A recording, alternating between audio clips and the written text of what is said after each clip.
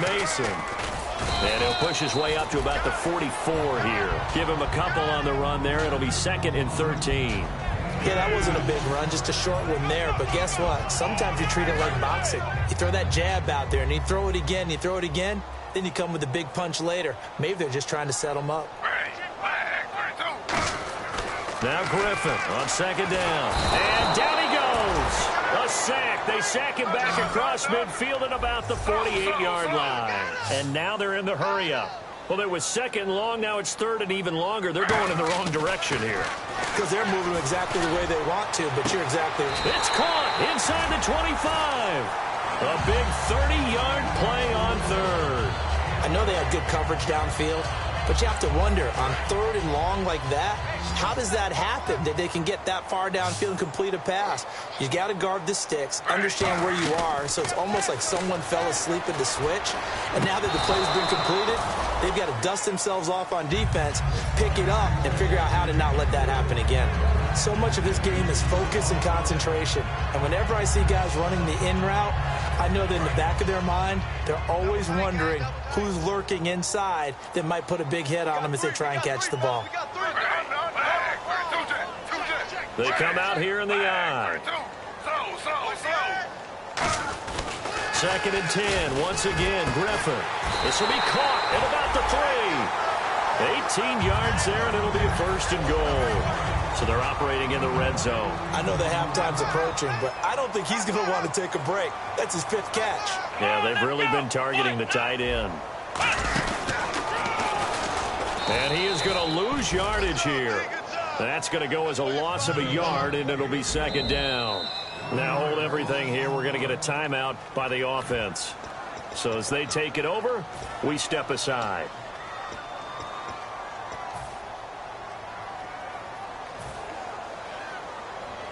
So with 2 ticks left here in the half, on is the field goal unit. From the right hash here, should be an easy one. And Coons connects on this one. It's good. We have hit halftime. Still 2 more quarters to go. We'll take a timeout. We'll be back after this. You're watching the NFL, and it's on EA Sports. It's in the game. So both teams have their marching orders, and we'll get going again here in quarter number 3. Penalty marker is down here. So bad mistake there by the kickers. The ball goes out of bounds.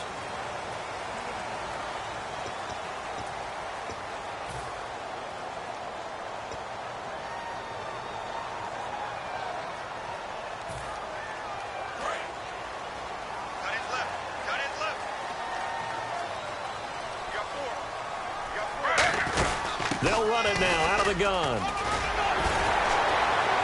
And he'll be taken down, but not before he gets into enemy territory. Give him 11 on the gain there, and the Browns are going to have a 1st down. Yeah, another good run there. He's been such a big part of their success here this afternoon. And that last carry, it puts him over 100 yards now for the day. So it'll be 1st down here after the run.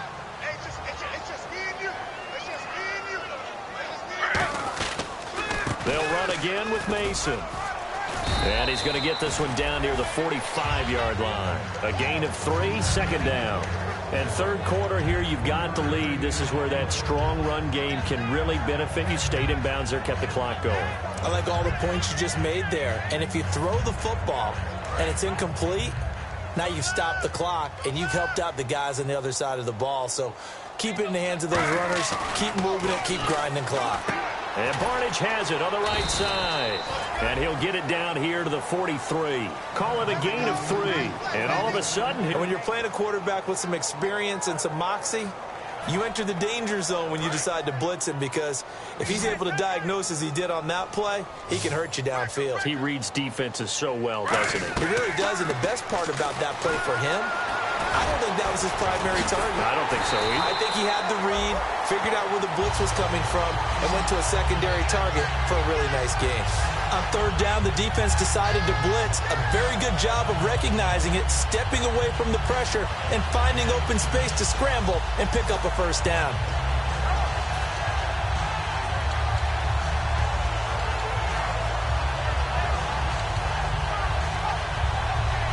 And the offense lining up 1st and 10.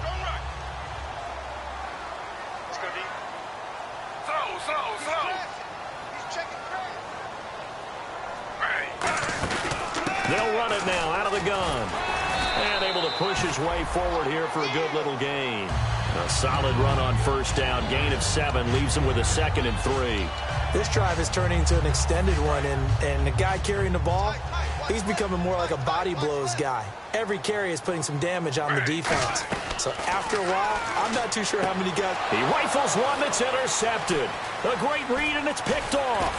And a terrific return as he'll take it up past the 35. A look at the offense now here coming back out on the road for their first possession of the second half. And last time they were very fortunate, this offense. They went for it on 4, turned it over in their own territory, but the other guys held up. They didn't give up any points. So how about the guy with the #1 headset on the sidelines, the head coach? That was planned going into it, not necessarily to not get the first down or to have the defense have to hold up. But he trusted his defense. Trusted his defense very much, and I think that's how he's going to play this game. Go for it, be aggressive, because I've got the wild bunch backing me up over here on my own sideline. Now we'll see what his offense can do. On play action, it's Brady.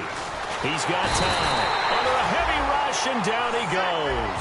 DeMarcus Ware in there to bring him down for a loss of 7. And now it looks like they're going to be in the hurry-up. So we've got encroachment, and that's a free 5 yards. Too easy for the offense. A bit of impatience by the defense on that one.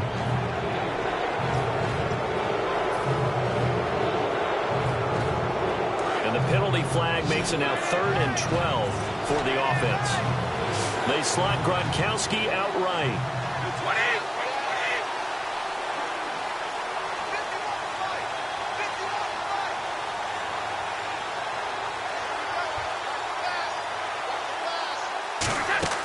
Throwing is Brady on 3rd down. Oh, he's got a man wide open, complete. A good pickup there, 26 yards. Well, the advantage has certainly shifted to the defense as we began that 3rd down play, and they found a way to foil it and pick up a first down. 3rd time's a charm, right? 2 incompletions. Had to have it on 3rd, and they got it. Yeah, they stuck with it, weren't daunted at all, and picked it up. They go play action here on 1st down. Looking for Jones, and it's intercepted. A great read, and it's picked off. And a big turnover there as his guys will get the football back. And now Cleveland geared up to take the field. Looked like they had something going last drive. Then the interception happened.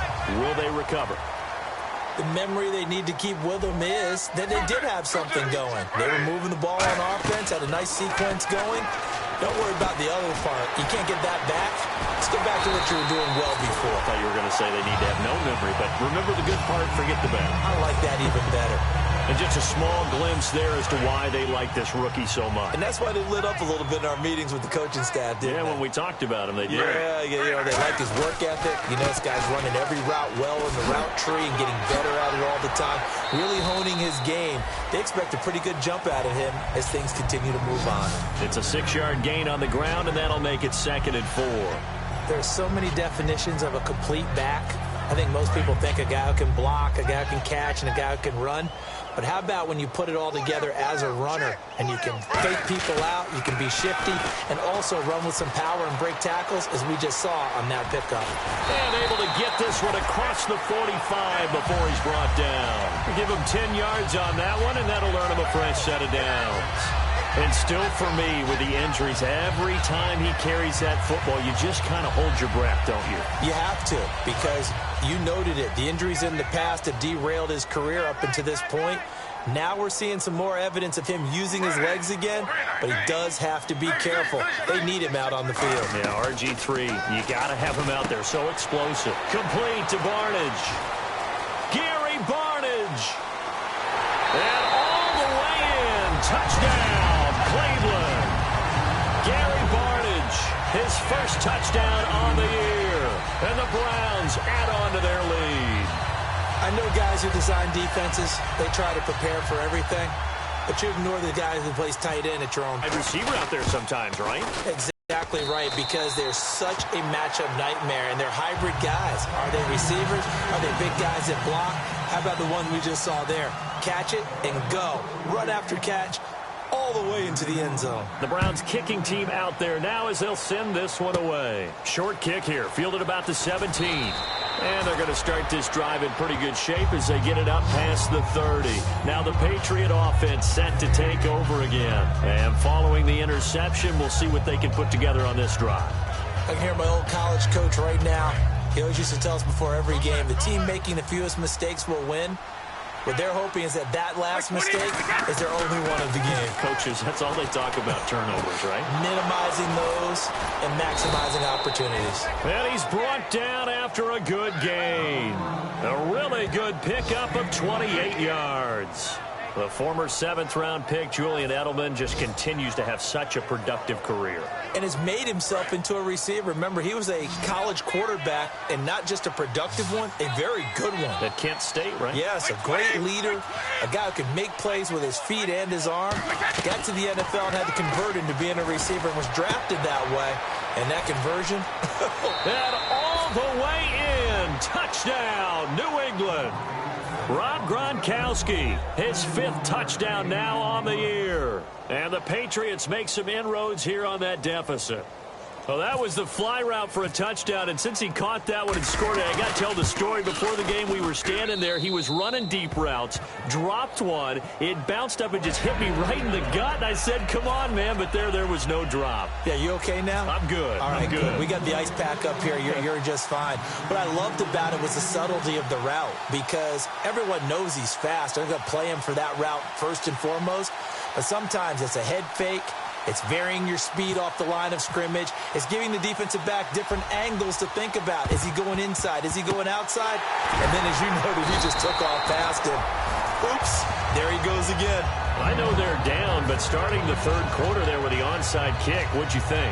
Well, I think that they're looking at it as we may not have as many possessions in this game as we want. There may be that sense and that feel that they've got to go ahead and make something happen, steal a possession, try and steal some points, and get themselves right back in a position to try and win the game. Nowhere to escape, and he goes down. Jonathan Freeney, he's the one that got to him. He takes him down for a loss of 9. On 2nd down, here's Griffin. It's caught. It's Barnidge over the middle. And he's going to be taken down, but not before reaching the 15-yard line. Now, that play will end up on the highlights, and you'll see it all over the place. But what you won't see, the offensive line that bought the extra time, that allowed for the big completion downfield, those guys made that play possible. And we're back now here in Cleveland. It's the Browns football, and they've got the lead here as we start quarter number 4.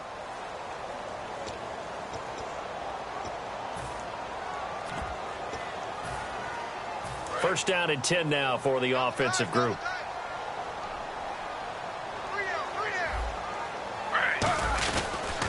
They'll run here with Mason. And he's brought down. A nice pickup of 14, and it moves the stick, sets up a 1st and goal. Oh, there's no doubt that this is a huge defensive series right here. They've got to hold them to a field goal attempt or less. Otherwise, this game just might be out of reach. Let's see if they can hunker down and get it done. And this will be caught by Barnidge for a Cleveland touchdown. Gary Barnidge with 2 touchdowns on the season, both in this game. And the Browns add 6 to their lead. Now Coons on to add the extra point.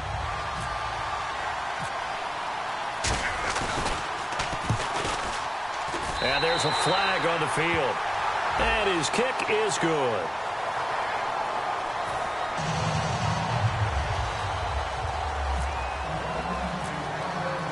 The kickoff unit is out on the field, and they will send this one away.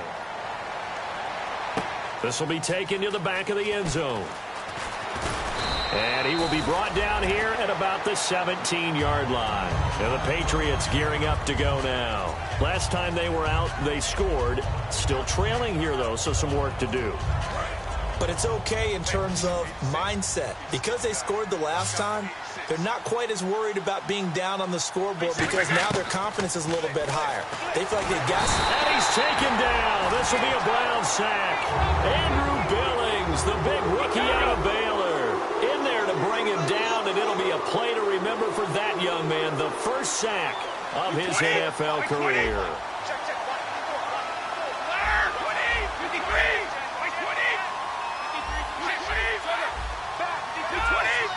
Oh, he didn't spike it. He faked it.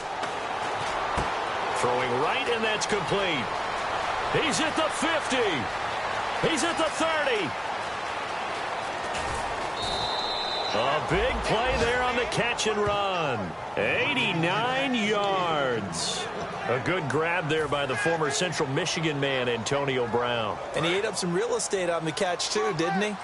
I think the most impressive part of it, though, if there's a chance for him to get the football, even though he was covered well. And he's over the line and into the end zone for a Patriot score.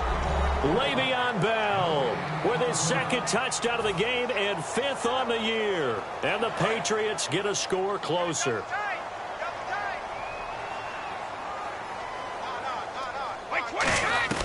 Brady will look to throw for it. In trouble, and he'll go down back at the 12. So the defense gets the stop. I know it's situation to situation, but who has more pressure there, offense or defense, when they go for 2?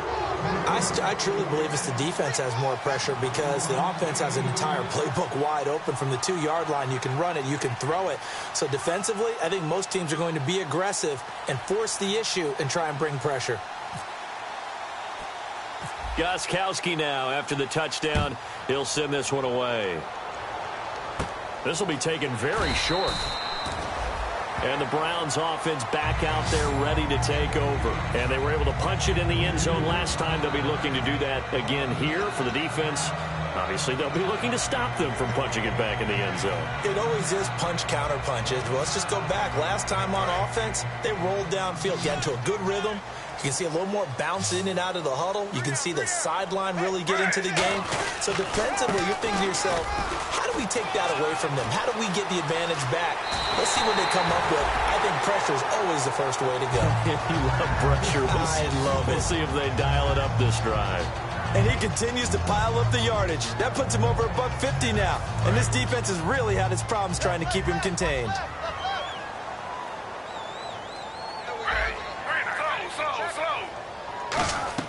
They'll throw on first down with Griffin. And it's knocked away and incomplete. The intended target was Corey Coleman. And it'll be 2nd and 10. Anytime a ball's thrown in the middle of the field that's popped up in the air, I expect someone to catch. It doesn't matter whether it's offense or defense because there's usually a great amount of bodies in that part of the field. In this case, no one came up with it. Now Mason. And some good tackling there as he stopped up at about the 41. It's a gain of about 3, but it's going to leave him with 3rd and still 7 yards to go. The first down line at the 34 here on 3rd down. An extra corner on the field for New England here on 3rd down. Yeah, another DB. Now Griffin. And this one is incomplete. Josh Gordon, the intended receiver. And that'll bring up 4th down.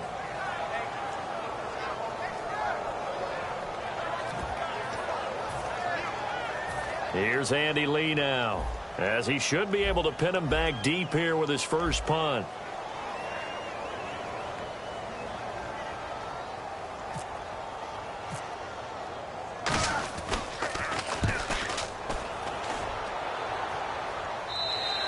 And this is going to carry well into the end zone for a touchback.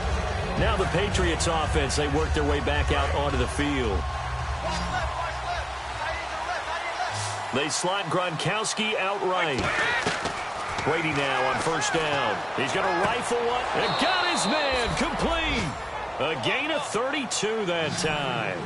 And at this stage, down in the second half, looks like they just wanted to find a way to get it in the hands of their playmaker, and they did. I think you're exactly right. I don't think the coordinator's looking at his play sheet and trying to figure out which play will work well. He's trying to figure out how to get the ball to the playmaker that you just described. Looking down at that sheet, you find people plays, not necessarily X's and O's, and that's exactly what they did there. Second down following the incompletion. Brady to throw on second down. To the left side and complete for Julian Edelman.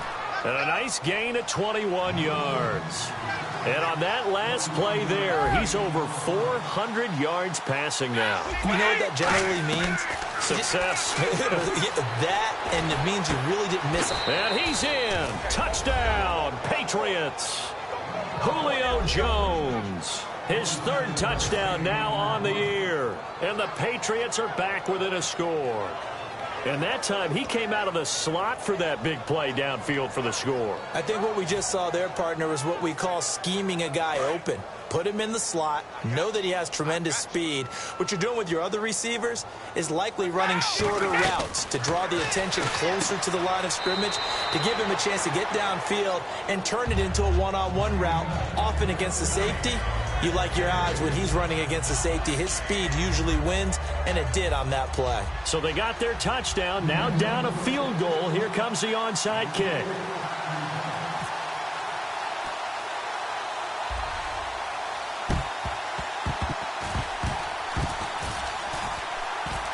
And the Browns are able to cover this one up. Fourth quarter, they felt like they needed the football back. Unfortunately, they couldn't get it. And I know we brought analytics into the game, and someone has said here that the data says that when a team's expecting an onside kick, 80% of the time, the team expecting it, they do actually recover the ball, which is what we saw here. I just wonder if that number is much more of a anecdotal type of a number. Kind of like when the coaches tell us, well, when you score on special teams, 93% of the time you win the game. I'm still waiting to see that number is empirical. Over the middle, the catch by Coleman. And he gets this one all the way down inside the 15. That goes for a gain of 31. There will always be a place for methodically marching the ball downfield. But when you can pick it up in big chunks and strike like that, have explosive plays, that's often the difference in winning and losing. Those types of plays that can knock a defense off balance, that'll drive a team towards a victory. Time for a break. We're back to see what happens after this. Oh, Griffin's going to throw. This will be caught at about the 6. And he is into the end zone. Touchdown, Cleveland. Corey Coleman, his third touchdown now on the year. And the Browns add on to their lead. And his guys will take a 10-point lead.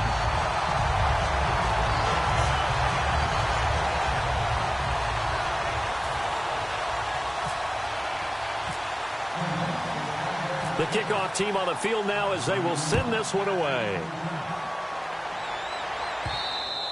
And they will not get a chance to return this one as it's through the end zone for a touchback. So the Patriots coming out now. And they're going to need another score. Got one last time, but still down here. When you're playing catch-up, every possession becomes crucial, doesn't it? It's vital. Get back out on the field, punch in the end zone again. They know it's not easy, but what they do have going for them, they did score the last time. They think they've got a good formula working. And what about the defense? Well, now you're just saying to yourself, okay, gave up a score last time. What adjustments do we need to make to slow them down now and get the ball back for our own offense? Is it more pressure? Is it more zone? What do they have to do? They're trying to figure that out themselves. We'll see if they can figure that out right here. Now, whistles come in. We're going to get a timeout here by the offense. It's just their first. They've got 2 more to use here in the final stages. Brady to throw. He's going to let it fly. And this is caught down for a late touchdown. So hold everything here. This one's not over yet. And they put it in the end zone, which was job 1. Now they have to convert. And then it's decision time, isn't it? Yeah, this is what all teams go through. You look at the clock, you're inside 2 minutes, look at your timeouts, make that onside kick decision. Yeah, how do you feel about your defense, where you are in terms of the scoreboard, and the time left on the clock, as you noted, so many things to go through.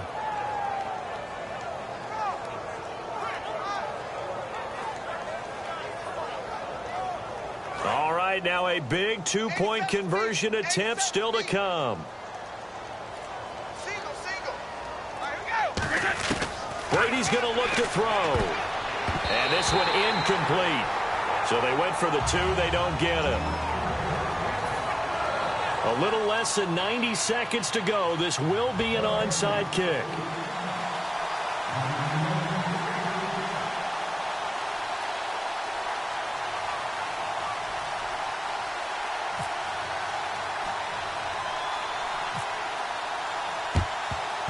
And the Browns are able to cover this one up. And now looking at the clock here, they do have 2 timeouts, but even if they force a 3 and out, they're going to have very little time remaining. So that means they've got to be aggressive and find a way to knock the ball free. They've got to come up with it because they can't just rely, as you noted, on using their timeouts and getting the ball back. They might not have any time to mount an attack, even if they do play it that way. Get the football. That's their mantra. And for one of the few times here today, this run's not going to go anywhere. Credit him with a 1-yard gain there to make it 2nd and 9. Now whistles blow, and the Patriots are going to take another timeout. That'll leave them with just 1 remaining in this 4th quarter of play. On the ground again, it's Mason. And for one of the few times here today, this run's not going to go anywhere. No gain on the play there, so that doesn't help. Now they're looking up. Now hang on here. Timeout called by the defense. It'll be their 3rd and final timeout, so as they talk things over, we'll step aside. If they want it first, they need to get the football to the 32 here on 3rd down. Well, we looked at each other right when he flinched. We knew that flag was coming. Yeah, offsides, easy call, mark off the 5, and keep it moving. And with that last play, he's now up over that 300-yard mark. And in today's NFL, it almost feels routine. And I hate that when you talk about a 300-yard passing game. To me, 300 yards still signifies excellence, and he's achieved that in this performance. Griffin going to throw it. Oh, he had 6 points in his hands there. Couldn't hang on. 2nd down. One of the toughest things about playing defensive back is pattern reading, trying to figure out what they're doing. And on that one, they had to fly, just sending a guy downfield with the in route accompanying it, what people call a dagger route, trying to hit the guy underneath after the clear out. In this case, though, they're not able to get it done. Yeah, they said forget the underneath route. They went for the guy on the fly, but as you said, incomplete. When defenses get to the quarterback that quickly, a lot of times it's called a jailbreak. It wasn't quite that fast, but fast enough that he had no time to look downfield and set himself to throw the ball. And as he tried... Now look at this. They get the turnover they needed. It's intercepted. Devin McCourty picks it off. And a big turnover there as his guys will get the football back. Out comes the New England offense to see what they can do this time. 1 possession game. Time very much a factor. How does the offense handle this situation? Well, in a lot of cases, they should be somewhat relaxed. And I know that's counterintuitive because this is a pressure situation. But this is Friday practice every week of the season. You go over this situation, having to go down. And, a crusher there as it's intercepted. Picked off. It's the Pro Bowl corner, Joe Hayden with it. And he's just across midfield and down at the 49-yard line. And now Cleveland geared up to take the field. The clock cannot be stopped here. Defense can't do anything. So kneel it down, take it home. No doubt about it. It's what you practice for in winning situations each and every week. Victory formation. Take a knee and go on into the locker room and celebrate.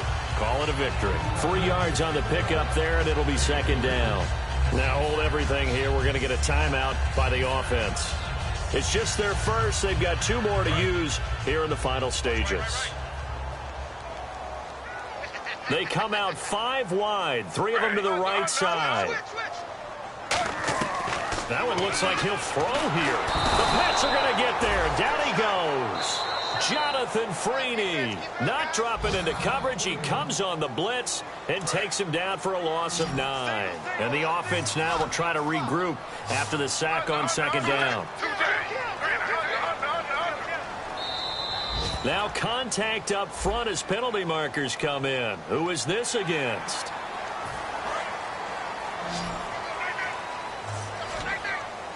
So here we go now. An extra defensive back in there on 3rd and 10. Here's Griffin.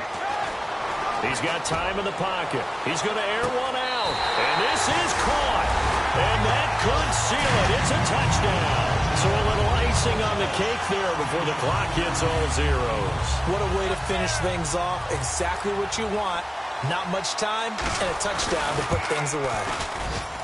And that one pushes the lead up to 11.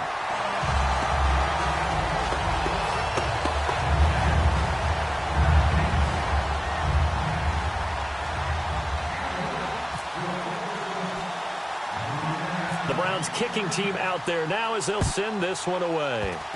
Short kick. One of the up middle take it now.